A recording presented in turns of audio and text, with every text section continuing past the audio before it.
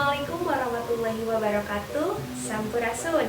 Kumaha daramang mugia hidup sadaya aya dina kaayaan sehat tur tetap semangat diajar bahasa Sunda.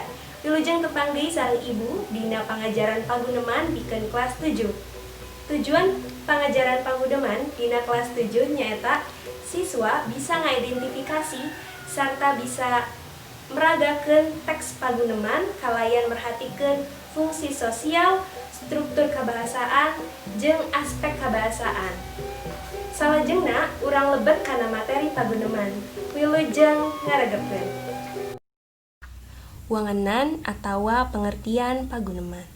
Paguneman asalna tina kecap gunem, anu hartina silih tempas atawa silih balas. Kecap paguneman oge disebut wangkongan, obrolan, dialog atawa nyarita dua arah atawa komunikatif. Tangtu wae anu ngalakukeun paguneman lain ku saurang, bisa 2, 3 atawa leuwih. Paguneman mangrupa kagiatan anu mindeng dilakukeun ku urang dina kahirupan sapopoe.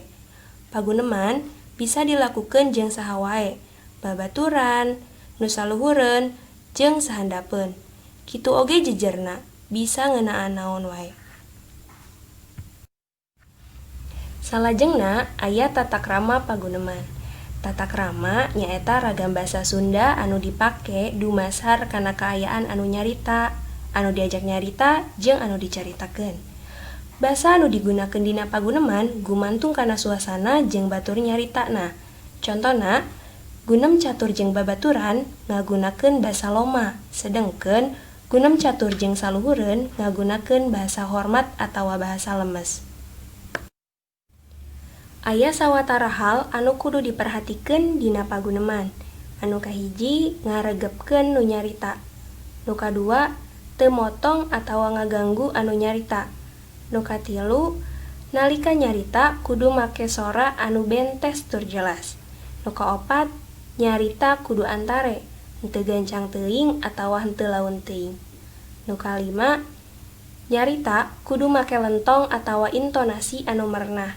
Sarta nu pamungkas nyarita dibarung ku rengkuh nu merenah sarta pasemon anu marahmai.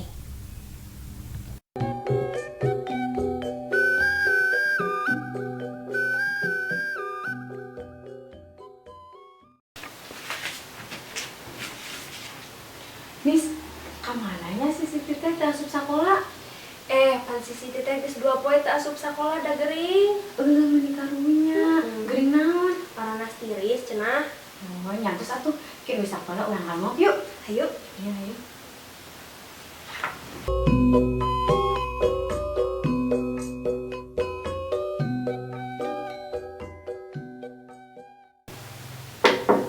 Assalamualaikum. Waalaikumsalam.